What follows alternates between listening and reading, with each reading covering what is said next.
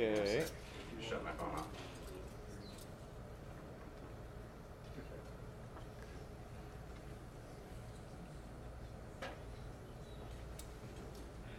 We have slides? Doing that right now. You might want to make sure it's still on. It is.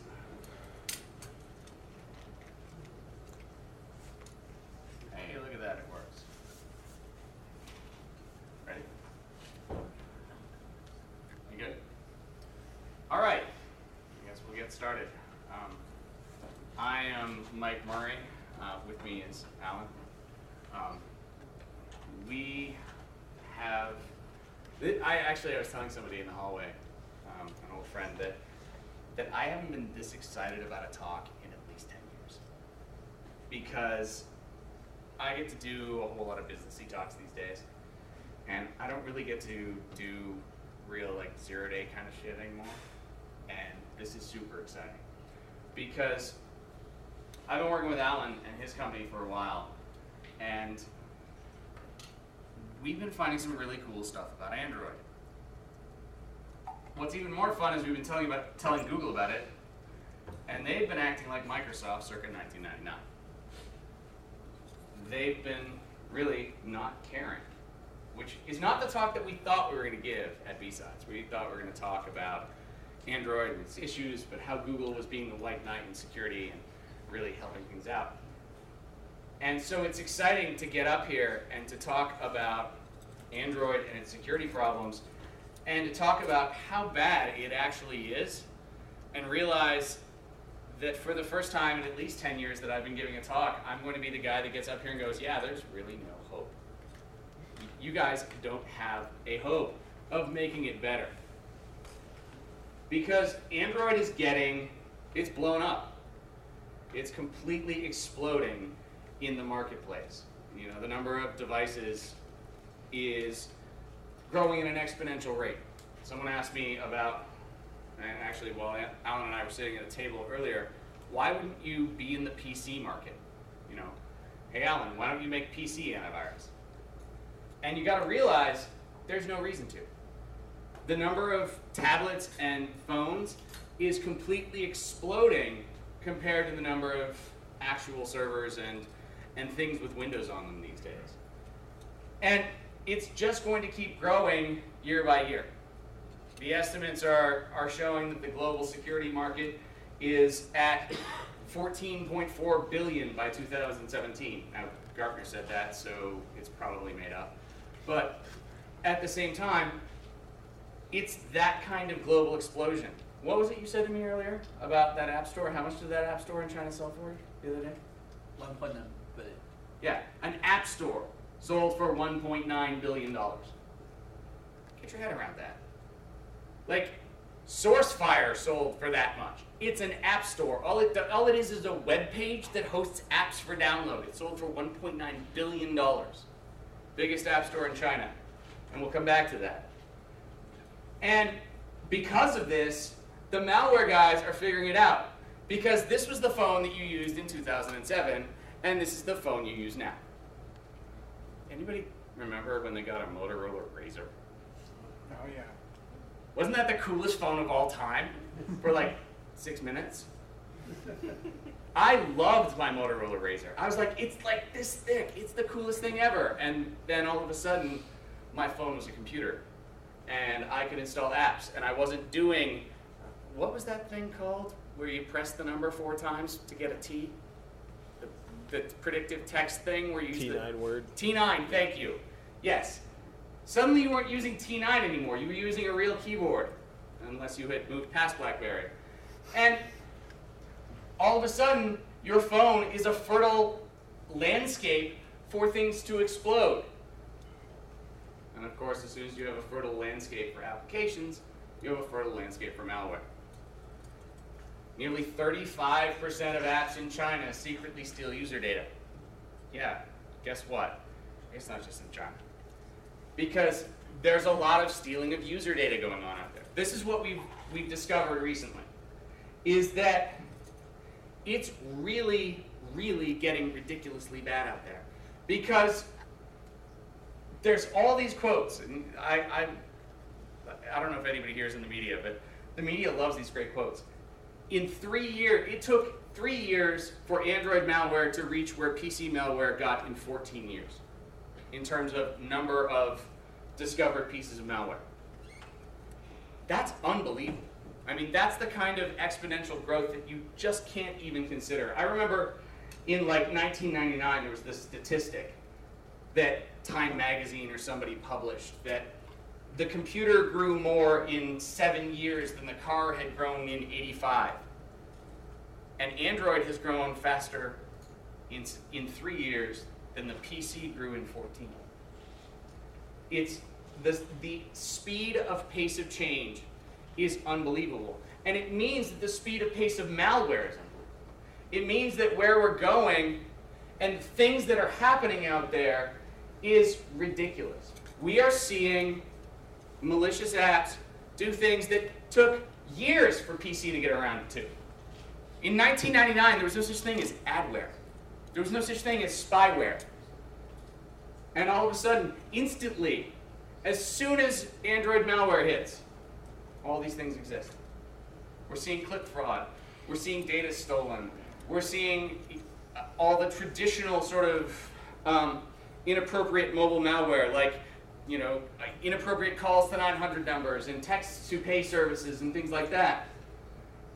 And it happens over and over and over again at a level that we can't even imagine. To the point that people are writing articles like, is Google helpless? But that makes a huge assumption. It makes an absolutely huge assumption. And the assumption is that Google cares. And I assumed that too. And I know he did as well. In starting his company, I know he assumed Google cared that malware mattered. Sometimes you make an ass out of you and me. Because last week, I helped Allan report 500 pieces of malicious software to Google. And these apps were genuinely malicious. Actually, I had a fun discussion on my Facebook page about these apps. Because what most of these apps do is that they steal info. Well, let me see if I've got the right phone here.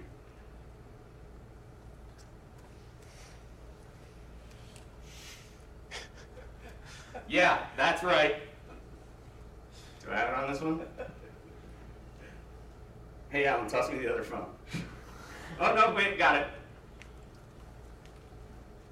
Yeah, I did just send my location to a site in China.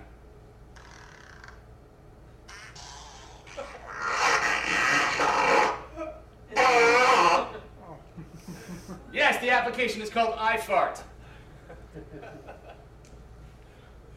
It's a fart noise generator. That's what it does. Also, when you start it, it grabs your cell phone identifier, it grabs all the information about your carrier, it grabs your current location, and it crafts a nice HTTP post request and uploads it there to a site in China. Why does it need to do that? Well, I don't know if you guys noticed. The post request, it's a log.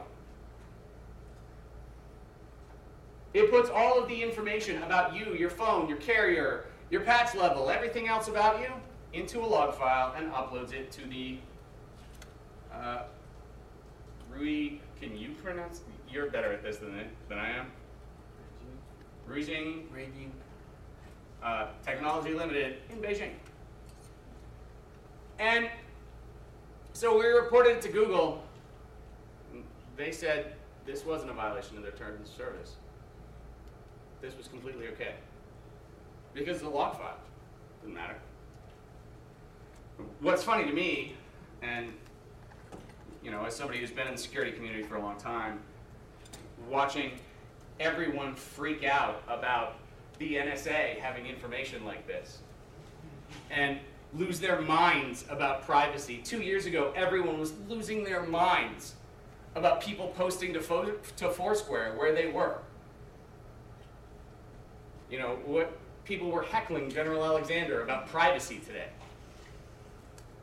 and yet we don't care if any app can upload whatever they want to wherever they want? I'm a little confused. I'm especially confused because when a company hides behind legalese, I get scared. I remember reporting vulnerabilities to Oracle in the early 2000s and watching them ignore them. I remember reporting vulnerabilities to Microsoft in the 90s and watching them say, it's not a big deal, it's a feature, it's not a bug. And I see the same behavior when someone points me at this and ignores the question when asked if this is really a limited purpose for which the application is allowed to steal your information. And it's not like we picked that one. I mean, we picked that one randomly, mostly. Why did I pick that one? It's a fart app. It's funny. But it wasn't the only one. A Skrillex fan app that steals your IMEI and uploads it via HTTP. A random video game that steals your IMEI and uploads it via HTTP. Hundreds and hundreds and hundreds of apps in the App Store doing things that when you see other articles about malicious software, they call them part of a virus. They call them part of malware. But because it doesn't violate terms of service because it's in a log file, we're good to go. Which I know he thinks is ridiculous, and I think it's ridiculous too. And what this talk was originally going to be about, by the way, it's funny. Before we even started this, it's so easy to get malware into the App Store because you just have to put everything in a log file and upload it to everywhere. And you realize this is the sad part. Google's the best of the lot. You start looking at app stores around the world. Google's got, of all the apps that TrustLook analyzed, 3.15% of all the apps are malicious in some way. But the store we were talking about earlier that sold for $1.9 billion was 91 store. 19.7% of apps in a store are malicious. 1 in every 5 apps you download are stealing your stuff and uploading it somewhere. Do you want to tell the story about your friend in New York? Like, I'll tell it. We were talking earlier, and Allan was talking about a friend of his that develops an app in New York. And is it in the Google Play Store? Yes.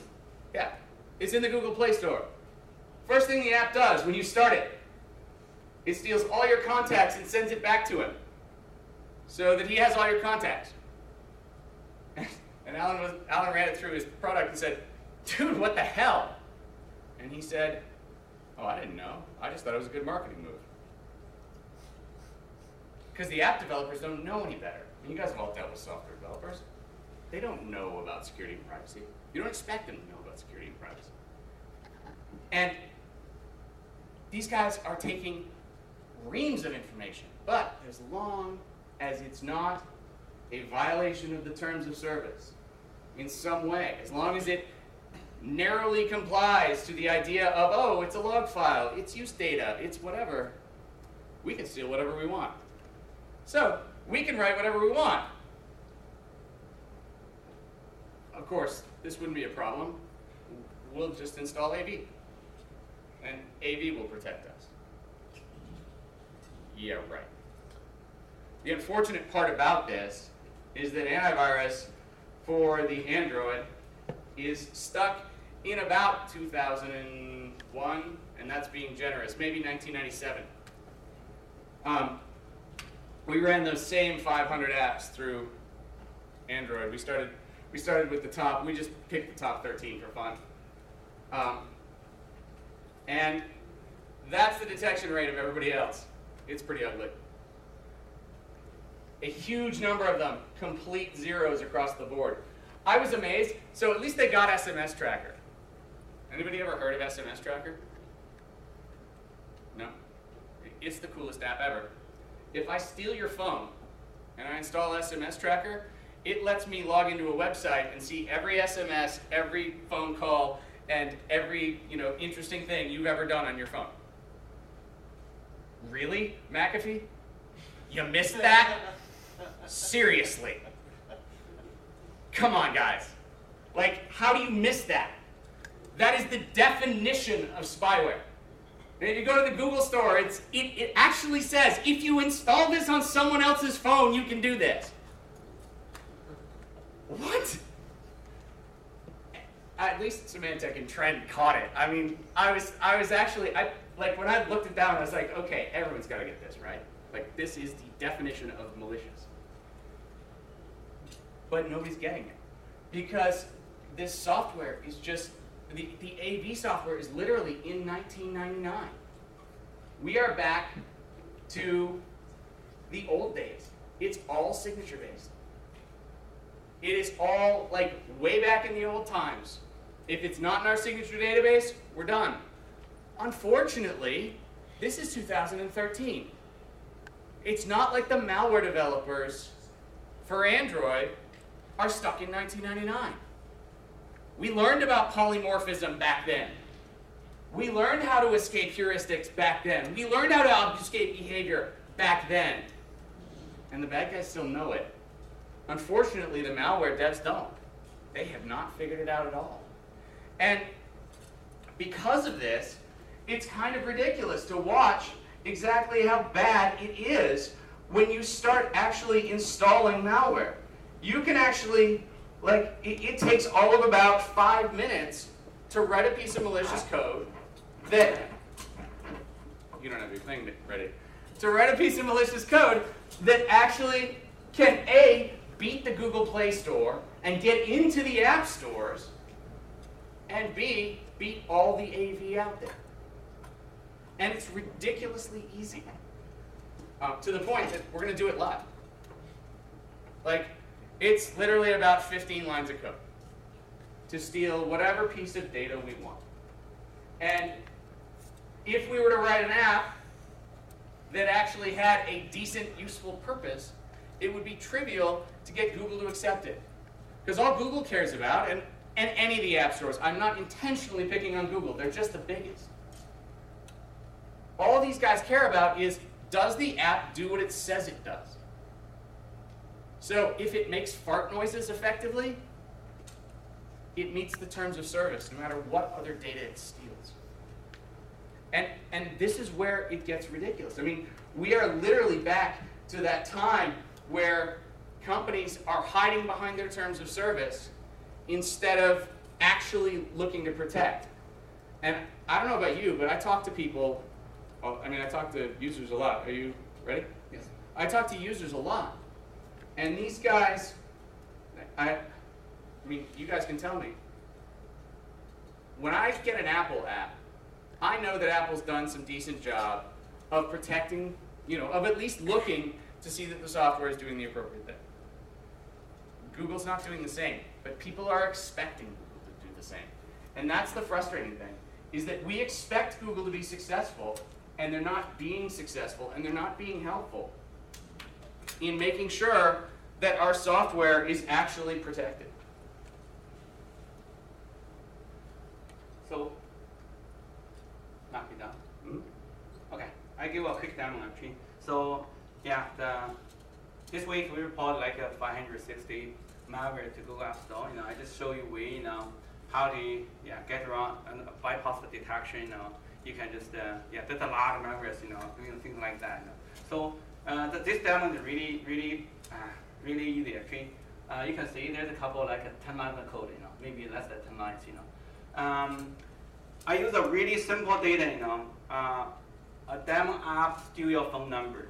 It could be your picture, your contact, your SMS messages, your account information.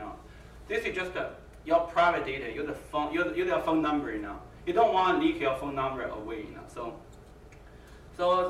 there's a couple of demos. The first demo we use, we grab this app is pretty easy. When you open it, you grab your cell phone number and send it to the external website. So steal it away. That's the first one. So the second one is a little bit hard actually. We try to chunk the cell phone number to several sections, such as we steal the area code the first time. Next time we steal the rest part. Then The third demo code, the demo is, I will steal one digit at a time. Such as I steal, if you are San Francisco with the phone number, I steal your 415 with your area code. I steal one number. Then the rest time I kick another TDP session, steal another one. So the fourth demo is pretty hard. If you still can detect the one digit, I encrypt it. I encrypt your cell phone number using AES encryption algorithm. So yeah, if you still can detect, the last one, the 5 demo code, I encrypt it multi times. So this demo, I just grab your cell phone number, use the AES encrypt one time, and get the string encrypt again. The 2-layer encryption to see we can bypass your detection or not. So yeah, McRae already mentioned, if I grab your cell phone number, send to the external server, it pretty much bypass every antivirus vendors, So also it can bypass the Google storage. So you make application, directly steal the cell phone number, no one can detect. Yeah, you will get it. Get past all the testing, and then your user will download it. So yeah, so this is the code, So generally, what I do, enable the first test case, I make an APK file. I just disable and enable the second one and make the second APK file. So I got 5 APK files here. Actually. Let's see now. Should be on the. So yeah, I got 5. I got 5 test cases. It's here. So here the web cloud service I used to do analysis. You grab all the APK files. You just upload. Yeah. What? That's not on screen. Oh, really? Yeah. Okay, let me just check that. Let's see. Yeah. I'm sorry. There you go. So let's do that. So this is the trust look web portal. You grab it, you click it, you select all of them. Actually, let's see. I select all of them. I do upload. So in 5 minutes, maybe in 2 minutes, it will show you, So after you got the binary, you do a deep analysis of each application, to see what kind of behavior it could be, can bring the harmful things, causing the security leak, steal your private data, your pictures, your SMS, This one is just your cell phone number, So let's go back, I don't know. Let's go back to the start, right? Still uploading? Finish uploading. Upload it. It process started. Okay. How do I make it? So let's see. Okay. Where's the first one? I cannot see it. Yeah, that's one. This is the first one? Yeah, do that. Okay. This is the report, that just look will generate, see what happened, After you got a binary, it do a deep analysis, this is the report. It told you this is pretty risky application, it's called highest risky, So if you see this, where that come from, is from the United States, of course, So this is a general description. I bypass because there's a lot of information included, So I only go through the part related to this talk, So in the risky behavior, you see, it do analysis show you steal user phone number and using HTTP send it out. It's steal your phone number and send off the device to external servers, So if you go to the detail, it will show you here. I think that this one is getting your phone number. And okay, here, it send an HTTP request. There's include the data, small portion of the data here. And from the description, you see, this is not a hello world message. If there's a hello world message, there's no risk. But this one totally is a user private data steal, So you see, steal your phone number and send it using HTTP out. Send it out, So I just gave you 2 phones. That app's installed. It should be on the front page. I think, Jack, I gave you the one with Lookout. No, it's pull down the top. I think Lookout's installed. And I gave you the one with McAfee installed. Yes. Detected? Everything is okay. Everything is okay. And you can run a scan. You'll find some sketchy apps on there, because I have a lot of sketchy apps on that phone. But you won't find this one. Yeah, Even though we're stealing your information, the current products are not fine. Like, this is a stateful inspection of Firewall 1 all over again. This is, you know, us going back to 1999 and all these products, they don't do anything. They are signature-based AV. Yeah, exactly. Those are the sketchy apps that are also on there, but not this one. They're not doing anything. They're not detecting.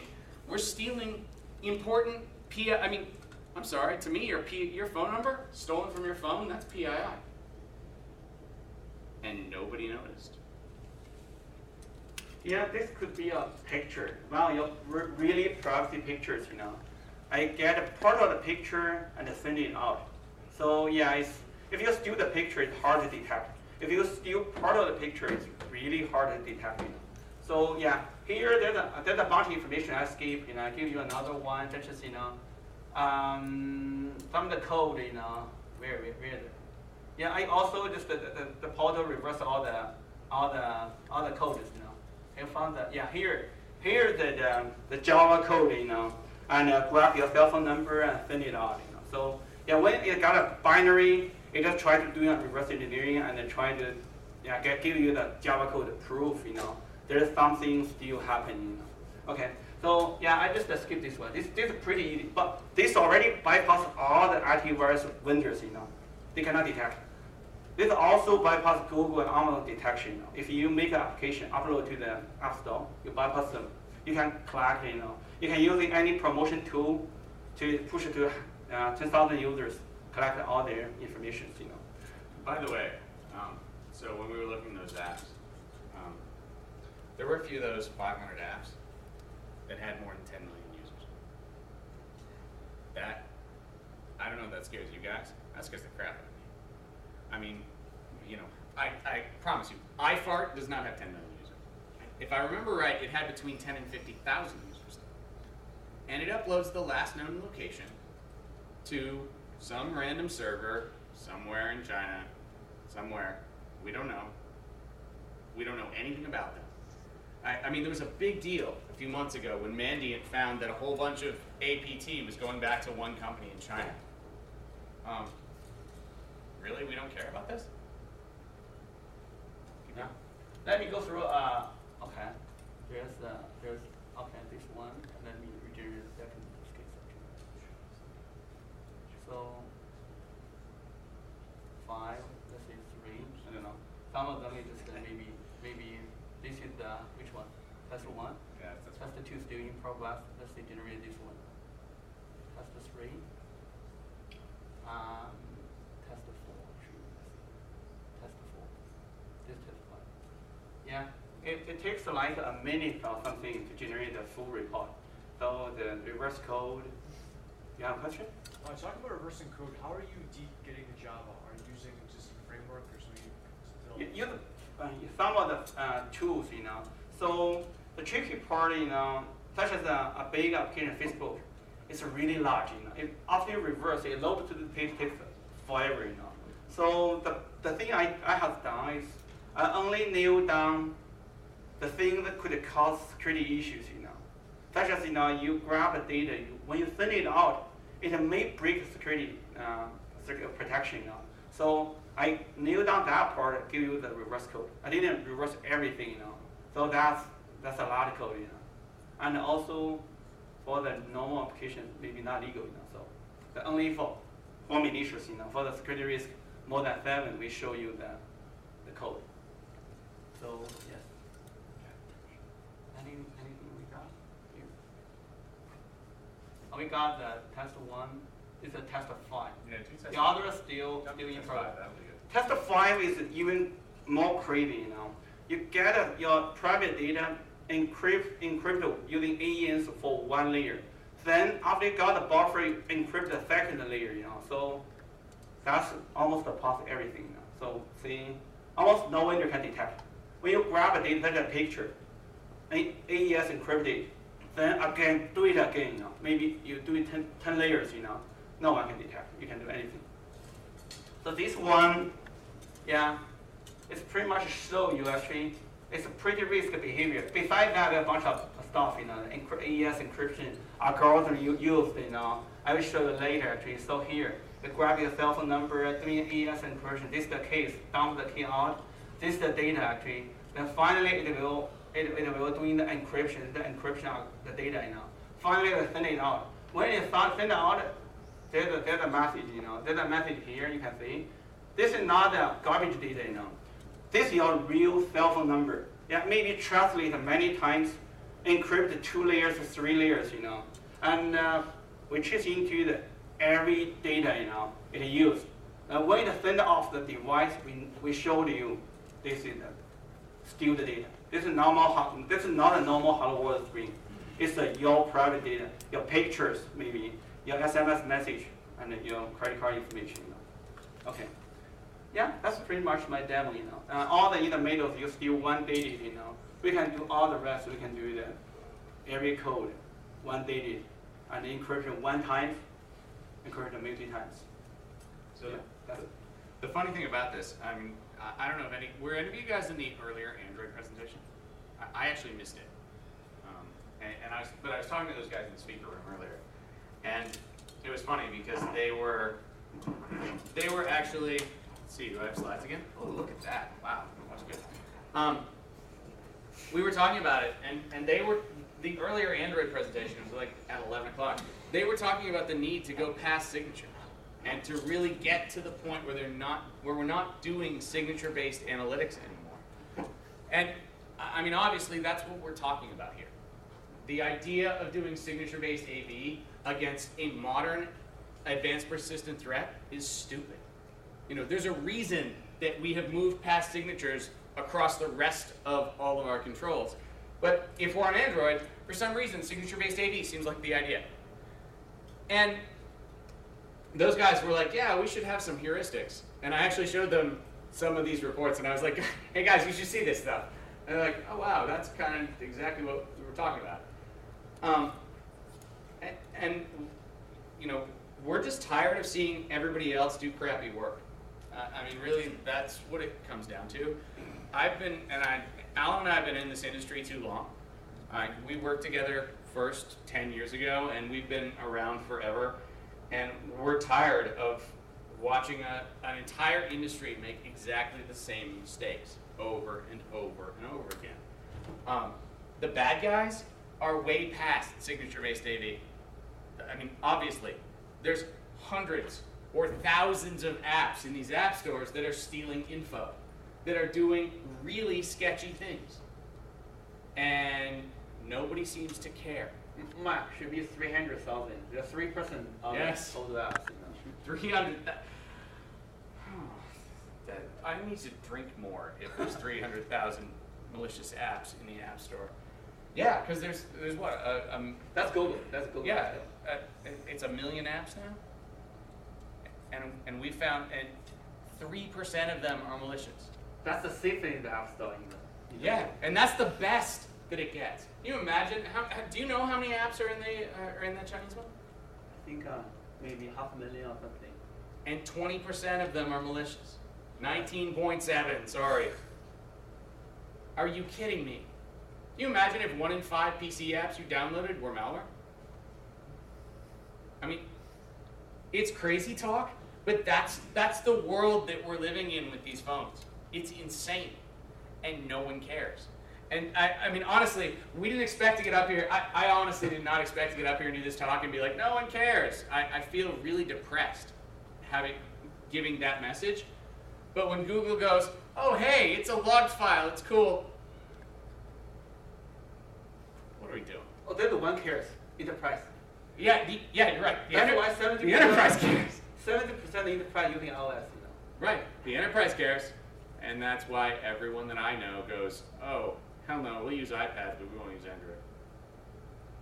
And so, I mean, that's our talk. That was what we came here to talk about. Holy shit, it's bad out there. I'm really depressed. I need to go drink more at the bar. And yeah, when you start actually reversing these apps, and you start actually figuring out what's happening, it is horribly, horribly uncomfortable to know what crap is on your mobile device. Questions? Go. What? Oh, so many questions. What do you propose as like an alternative? Like, do you want to go in the iOS route? Would you like to do the completely walled garden Sign up for his beta program? I don't work for TrustLook, by the way. I have my own company. I'm just, Allan and I have been friends forever. His stuff, the stuff that he was just showing you, it's the only thing I've seen that's any good. And I feel like a sales guy saying that. I hate coming to a conference and having like a pitch because I'm not that guy. But what the hell else do you do? It all sucks. But you're saying upload your own app to that tool. Yeah. Heuristics, and you can tell you the app. Best I got. And it's still, but best thing about that, it's still in beta. It's not even out yet. So, sorry. Sign up for the beta. Good luck, man. Honestly, I've been so depressed about my own phone lately. What were you going to say? Yeah. Do you think the Android kernel soon will allow users to like check with access rights the users allow the app? All right, let's be honest. How long you been in this industry? How stupid are users? Users are going to say yes to whatever you ask, right? That's the problem. The problem, and yes, it already does, right? When you install an app, it goes, this app needs access to your phone number and sends text messages and whatever. Yeah, but it already does. But it's like checkboxes that you can choose what the app gets. Maybe someday. I mean, what do you think? Now is, Google only displays the first 7 or 8 permissions that will be used. And normally, all the developers, they make things easier. They deserve everything. They want to read your application status. They want to monitor your mount file system. They want doing all the SMS, sending and receiving SMS. They want to hook your start your service when your phone is boot. They want everything, So we need a system can make sure what kind of app. Your browser, you cannot read my contacts, right? But no one does not. No, not now. But this was about the future. When you're looking at the discussions on XDA developers and stuff, they really want to have some kind of. Yeah, Google has a really beautiful framework for the Android. I think it's better than iOS, but everyone builds the permission system, So now it's every developer trying to get 20 or 30. You will see some of the security vendors they deserve like more than 40 permissions, And they want to list everything there, even Yahoo and a big vendor such as I cannot mention their name, They're doing the same thing, The developers are lazy. They don't want to make an API call. API call is reject. They want they reserve the permission, even they don't want to use it. They want to reserve it first.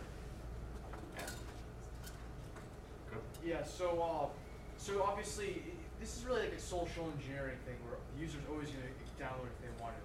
But for people who are really conscious of security, there is CyanogenMon and the latest Android kernel do have options where you can manually go in and check, do not give them this information. So you can install it, but when it's actually requesting the information, it won't return the values. So it's more like a function, man in the middle, won't return the private information.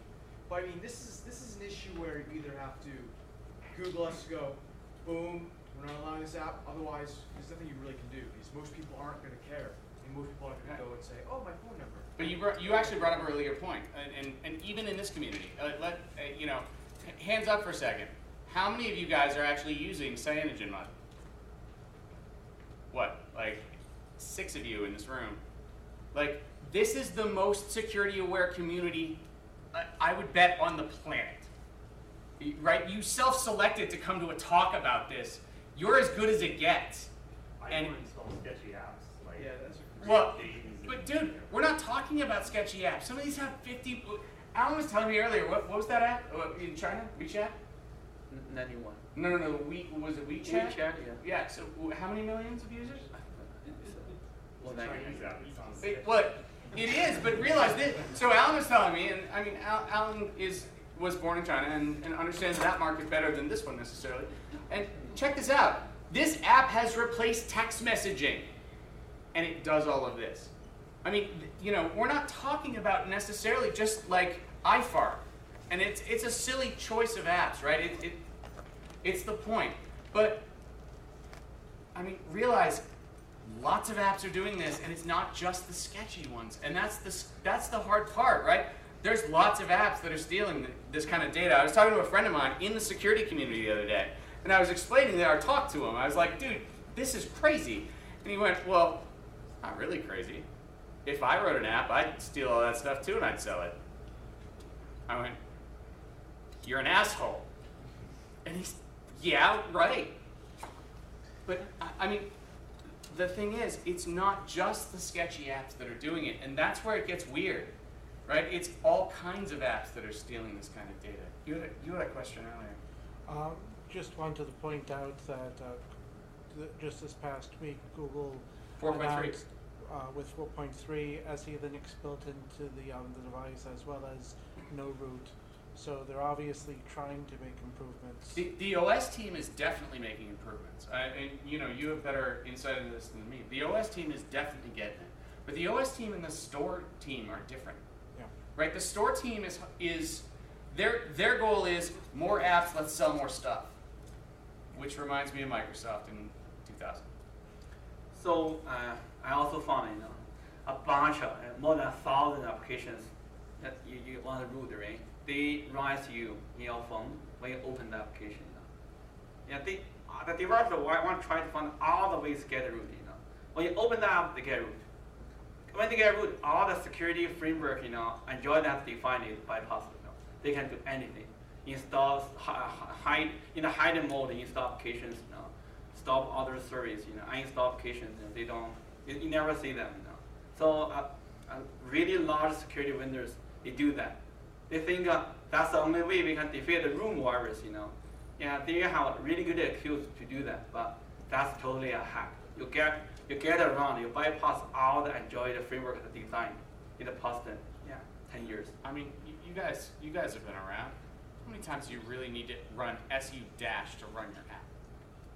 Come on. And that's what these apps are doing. I mean, this is Unix. Enough of us are old Unix admins. You don't need to run SU dash to run everything, unless you really want to be sketchy about something. Do you want to talk about why antivirus vendors will never succeed with client-side antivirus stuff? Is one, maybe because they'll never receive system-level access unless the OEMs install it in the first place. Sure. And also because of CPU issues. I mean, you talk about CPU issues all the time and how crappy McAfee is. Yeah, you see, if you grab the security vendors, you will see they're running more than 30 services in your phone actually. They have 150 activities, in the application, Yeah, the only thing they do is install, your battery will be sucked, really quick, Yeah. So if you see any application have more than 30 services, don't install it. I'll be honest. They hook everything, your phone, your message, you're receiving a message, you send out a message. They want to look into everything. Even you mount an SD card, on the SD card, they want to get it, You want to download the app, you install the app. They want all the behaviors, And they told you, I want to make you secure. I think, that's their claim. Send your phone number back as well. Some of them. Actually, there's a blog entry that he hasn't published yet that he passed by me about a big antivirus vendor that's really, that acts more like, remember there was, like a couple of years ago, there was that whole scareware thing, like fake antivirus? It acts more like that than it does a real AV. It's kind of sketchy. To your point, I'm going to sound like a sales guy again, sorry.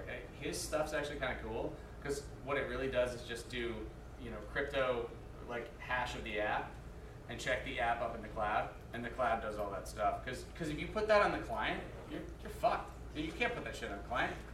This thing is basically like a 2001 Pentium 4, right? It's not going to be able to do really significant analysis. Glad has 2001 AV. Pretty much.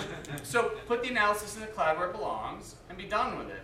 And do something intelligent. Yes, there's some difficulties with that, but if you do it right, you can solve that. I mean, the beautiful thing about 2013 is we can put a ton of stuff in the cloud. Holy crap! I mean, have you guys used Heroku? Oh my God, that stuff's cool. What can you say? I got two questions. The first one's actually more of a response to the comment about updating Android. If you're an end user and you're updating Android, sometimes you've got to go through your actual, say for example, your mobile service, whoever they are, AT&T, Verizon. Yeah. They don't ship updated hardware. Not even close. The hardware you're getting could be 2-3 years old in some cases. So you're basically looking at stuff that's actually not going to be up to date. end users are not buying up-to-date hardware. They're not going to be buying stuff that's going to be up-to-date for another 5 years at this rate. My second question is, do you guys have any speculation as to what's being done with all this data that's being harvested? Where is it being sold? Who's using it? We just beta actually. We have a lot of data in the back end, but we don't know how do we release it. So we want to release our lawyer keep it, but now that stage, it's too big, You don't want to just. So that's why we cannot disclose all the applications, We want to throw the proper channel to do it, So to your question, even further about what these people are doing with it, I have no idea, man. I mean, honestly, do you have any idea who that company was that I showed? The other stuff involved several, many, more than 10 million users in application, Yeah, they are a company, they are raise a lot of money, If Google shut them down, it's, I don't know. We try to throw the proper channel to pursue them, actually let them fix the things, Yeah, but, and to that point, I mean, some of these companies are like his friend. They steal this information and they use it for marketing. I mean, honestly, if I was writing an app, I would want to know the geographic position of everyone who used my app, because then I could target ads to places. Well, I was going to say that's actually great. something that's part of the Facebook API, if I recall correctly. Right? Yeah, absolutely. And there's all kinds of uses, but no, because you have no idea who's behind all this crap. That there's millions of these apps. I mean, even the 500 we reported to Google, they're across the board. We have no idea what they're doing. Honestly, I'm more scared of that than I am of the NSA. At least honestly, Keith Alexander showed up. We could have talked to him this morning. I have no idea who these 500 people are. And they're doing crazy shit with all kinds of my info, and I have no idea what they're going to do with it. So you showed 3 antivirus vendors and how they performed. Yeah. Have you, was the only 3 you have checked? No, we just picked those 3. We yeah. So which one was the best of the ones that you checked? Norton. Norton was the best. So we did them. Against a bunch of those, we did them all on a bunch of these phones. It got to the point where it was embarrassing. I mean, it's embarrassing. Norton actually did better than anybody else that I saw. Do you agree with that? Norton was the best I saw. Do you see anybody else? And for the price stuff, the thing I show you, the 5 test cases no one can catch. Yeah. Yeah. Some of the Norton and Maxis, they have a malware database. They will detect it, cover all the samples they had. So they know, only they know. All the rest they didn't know, they assume it's goodwill. Yeah. They have the biggest database that we pretty much run the time, last question, Yeah, we're getting the flag back there. Yeah. Last question. Go for it. What do you guys do about false positives? Like, do you make a distinction between apps that are legitimately submitting data that I would expect, maybe uploading a photo, as opposed to apps that sneakily do this? We didn't. The thing we show here, we didn't do any assumption. We didn't click any user agreement. The thing we show you is, by default, you open the app, what will happen? So no interaction. So we didn't show you our assumption. It's a fact. The score we show is the thing we already saw actually. There's no false positive. The score is based on what we saw, the fact. And so you know what? To be honest, there will be a false positive or two. I mean, let's be honest. His product's in beta. They're still working on it. It's not perfect, which is one of the reasons, as he said, that the lawyers don't want us to be going like, "Hey, 500 apps, everybody run away from these." Because it's not perfect, but guess what? If you start really looking at you know what? Send him an email, or send me an email. I'll make sure he does it. Send you pick an app out of that 500. I'll send you the report for it, and you tell me it's not doing sketchy crap. I looked at a ton of those, and I went. There were only 2 that I remember that I went, this might be a false positive. Most of them were like, I'm sorry, why does the iFart app need my location? It does not need to know exactly where I was when I made a fart noise. I'm sorry, it doesn't. And it was that kind of egregiousness. That's not a false positive. That's just BS. And, unfortunately, it fits within the terms of service, and it fits within what's okay for somebody else. It needs to stop. It needs to get fixed. And that's really, like, I'm sorry, I don't mean to be like so ranty about it, but I remember what it was like reporting stuff to Oracle in 2001 when they would be assholes about it. And to see somebody do this in 2013 is complete bullshit, would be my answer, rantily. Sorry. All right, I think we just got waved. If you guys have questions, come talk to us. We're here. Find this stuff, it's awesome.